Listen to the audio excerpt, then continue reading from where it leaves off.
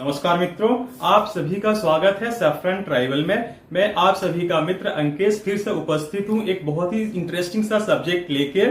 मान लीजिए कि आप अपने घर पे सोए हुए हों और सो के उठे तो देखें कि आपके दरवाजे पे एक पोस्टर चिपकाया हुआ है जिसमें लिखा है कि ये प्रॉपर्टी किसी और की है, आपने इससे कब्जा किया हुआ है।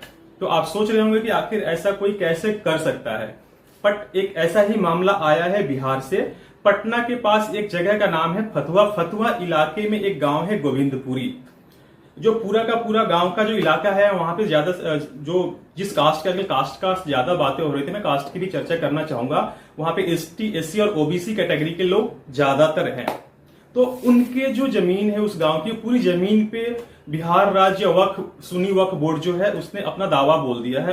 अकॉर्डिंग टू देम जो वो जमीन है पूरा का पूरा वक्फ बोर्ड का है, उस पे जो मालिकाना हक है वक्फ बोर्ड का है, गांव वालों का उस पे कोई हक नहीं है। तो गांव वाले आश्चर्यचकित रह गए और ये मामला गया कोर्ट में। तो कोर्ट से जब मामला चल रहा था कोर्ट ने बोला कि नहीं, अपना अपना पक्ष दिखाने के लिए अपना अपने पेपर्स, अगर आपके पास जो भी डॉक्यूमेंट्स है वो दिखाएं। तो गांव वालों ने अपना डॉक्यूमेंट दिखाया, उनके पास पेपर्स थे, बट वक्फ बोर्ड जो है उसके पास कोई भी पेपर नहीं था और ये साबित नहीं कर पाया कि ये वक्फ बोर्ड की प्रॉपर्टी है। इतना कुछ होने के बाद भी वक्फ बोर्ड का कहना है कि ये जो उनकी प्रॉपर्टी है 1959 से उनकी मलकियत है, उनके पास, मतलब कि उनका इस पे हक है। पर गांव वालों का कहना है कि वो पुश्तों से उस जमीन पे रह रहे हैं और उनके पास जो डॉक्यूमेंट्स थे वो 1909 से वो जो सारे जमीन के पेपर्स गांव वालों के पास हैं। और ये पूरा का पूरा मामला तब गर्मा गया जब बिहार के जंगल राज के युवराज ने ये कहा कि हम वक्फ बोर्ड में जो सेंट्रल गवर्नमेंट संशोधन कर रही है हम किसी कीमत में भी वो बिल पास नहीं करने देंगे। तो ये जो वक्फ बोर्ड को जो पावर मिला हुआ है वो सेंट्रल गवर्नमेंट से मिला हुआ, जो प्रीवियस गवर्नमेंट्स थी उनसे मिला हुआ है। ये वक्फ बोर्ड कैसे एग्जिस्टेंस में आया, कैसे आया, इस पे मैं एक बिल्कुल अलग से वीडियो बना के आप लोगों के लिए डालूंगा। पर अभी बात कर लेते हैं बिहार का। तो उसके बाद भी वक्फ बोर्ड ने अभी गांव वालों को एक समय सीमा दी है, 30 दिन की समय सीमा दी है और उनका कहना है कि आप 30 दिन में ये गांव खाली कर दीजिए, नहीं तो ये पूरी की पूरी जो कब्जा है वो वक्फ बोर्ड का हो जाएगा। और वहां पे एक आप देख सकते हैं वहां एक बोर्ड भी लगा हुआ है और ये मामला जो है सोशल मीडिया पे काफी उबल रहा है और जो लोकल न्यूज़पेपर से वहां पे भी काफी आ रहा है। पर जो अभी तक आप देख रहे हैं कि जो कहते थे कि नहीं हम पिछड़े, गरीब, मसीहा उनके मसीहा हैं, दलितों के, शोषितों के, वंचितों के मसीहा हैं, जो चाहते थे कि हाँ जातीय जनगणना हो, जो जातिवादी राष्ट्र पार्टियां हैं, पॉलिटिकल पार्टियां हैं, उनका भी इस मामले पे कुछ नहीं कहना है।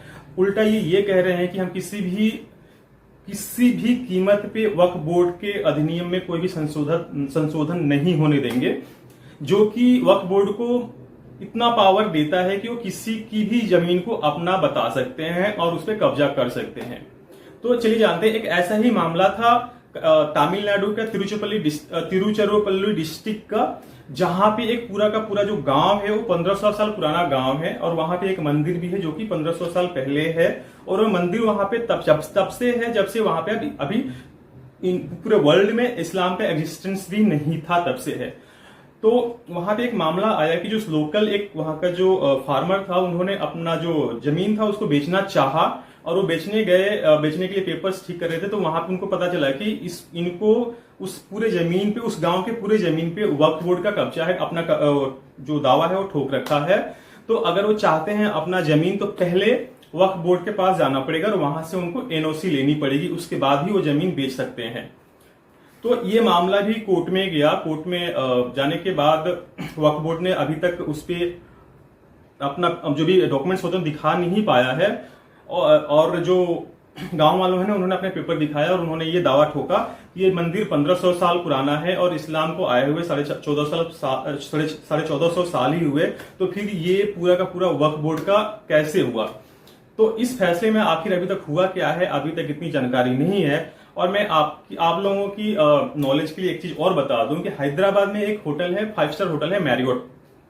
उस होटल पे भी वक्फ बोर्ड ने अपना दावा ठोका था, मामला कोर्ट में भी गया और कोर्ट से अकॉर्डिंग टू रिपोर्ट जो आप देख रहे हैं, रिपोर्ट अकॉर्डिंग टू दिस जो फैसला था वो वक्फ बोर्ड के खिलाफ गया और वक्फ बोर्ड को वहां से मुंह की खानी पड़ी। तो आप लोग सोच रहे होंगे कि वक्फ बोर्ड को जो इस तरह से इतना सारा क्या कहते हैं उसको पावर कहां से मिला कि वो किसी भी जमीन को अपना कह देते हैं और उस पर अपना दावा ठोक देते हैं। तो इस पे मैं इनकी पावर्स को लेके मैं एक वीडियो आगे बनाऊंगा और आप लोगों की जानकारी के लिए बता दूं कि इंडिया में जो सबसे ज्यादा जमीनें हैं वो है आर्मी के पास, आर्मी के बाद रेलवे के पास है, और रेलवे के बाद की बात करें तो तीसरा वक्फ बोर्ड है, सुन्नी वक्फ बोर्ड है, जिसके पास सबसे ज्यादा जमीनें हैं। एक आंकड़े के मुताबिक 8 लाख एकड़ जमीन वक्फ बोर्ड के नाम से वक्फ बोर्ड ने अपने अधिकार में रखा हुआ है। तो आगे मैं फिर से पूरी कोशिश रहेगी कि मैं वक्फ बोर्ड आखिर इतना पावर कहां से मिला, कितने संशोधन हुए हैं इसमें, इसके बारे में एक अलग से वीडियो बनाऊंगा। तो ये थी बिहार की एक घटना जो मैं आप लोगों के सामने लेके आया। ये अभी करंट में ही चल रहा था, तो मैंने सोचा कि आप लोगों के लिए वीडियो जरूर बना के डाली जाए आप लोगों की जानकारी के लिए। तो आप लोगों से यही निवेदन है कि आप सतर्क रहिए, कौन आप लोगों के बारे में सोच रहा है और कौन आप लोगों के अगेंस्ट में है। अगर आप चाहते हैं अपनी संपत्ति को बचाना तो आप कान नाक खोल के रखिए और उसी को सपोर्ट कीजिए जो आपके साथ हैं। तब तक के लिए मैं लेता हूं विदा और आप लोगों से मिलता हूं एक ऐसे इंटरेस्टिंग वीडियो में। बहुत बहुत धन्यवाद। जय श्री राम।